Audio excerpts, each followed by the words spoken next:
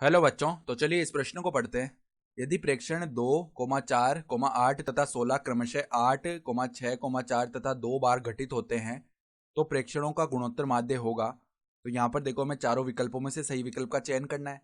तो प्रश्न में आगे बढ़ने से पहले इस प्रश्न से संबंधित जो मुख्य उदाहरण है उसकी हम चर्चा कर लेते हैं। तो देखो, मुख्य उदाहरण क्या हो जाएगी। हम जानते हैं कि प्रेक्षणों प्रेक्षणों देखो A1, A2 इसी प्रकार पद आगे बढ़ते जाएं और n पद यानी an तक आए, ठीक है। का गुणोत्तर माध्य किस प्रकार का होता है, का गुणोत्तर माध्य ये देखना हम कैसे लिखते हैं। सभी पदों को गुणा कर लेते हैं, A1, A2, A3 इस प्रकार सभी पद गुणा होते हैं n तक, ठीक है। और इसकी घात में क्या आ जाता है, 1/n आ जाता है। सही है। तो अब ध्यान से देखो, हमें क्या बताया हुआ है कि प्रेक्षण 2, 4, 8 और 16 हैं और इनकी बारंबारता दी हुई, यानी ये कितनी बार घटित हो रहे हैं। तो जो हमारा अभिष्ट गुणोत्तर माध्य है वो क्या आएगा, देखो अभिष्ट गुणोत्तर माध्य, पहले सभी संख्याओं को गुणा करना है ना। इसका मतलब क्या हो गया कि देखो 2 आ रहा है 8 बार, तो 2 को 8 बार गुणा करेंगे तो 2 की घात 8 बनेगा।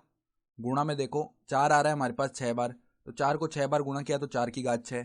फिर 8 आ रहा है कितनी बार, 4 बार आ रहा है, तो 8 की घात हो जाएगी 4, ठीक है।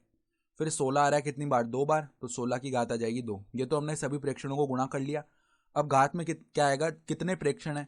तो देखो 2 आ रहा है 8 बार, तो 8 प्रेक्षण ये हो गए। फिर 4 आ रहा है 6 बार, तो 8 और 6 14, यानी बारंबारताओं को जोड़ लो उतने ही हो जाएंगे कुल प्रेक्षण।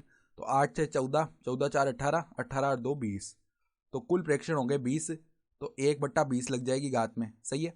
तो अब देखो 2 की घात 8, यहाँ पर हम 4 को 2 की घात 2 लिख सकते हैं, उसके ऊपर घात है 6, तो ऊपर घात में 2 गुणा 6 यानी कि 12, यानी ये 2 की घात 12 लिख सकते हैं। फिर 8 को हम 2 की घात 3 लिखते हैं और ऊपर 4 है, तो 3 गुणा 4 12, यानी ये भी 2 की घात 12 बन गया। फिर गुणा में देखो 16 को हम 2 की घात 4 लिखते हैं, तो 4 दूनी 8, यानी ये 2 की घात 8 बन गया। और इसके ऊपर घात लगी हुई है 1/20। तो अब ध्यान से देखो, आधार समान है तो घातें जुड़ जाती हैं।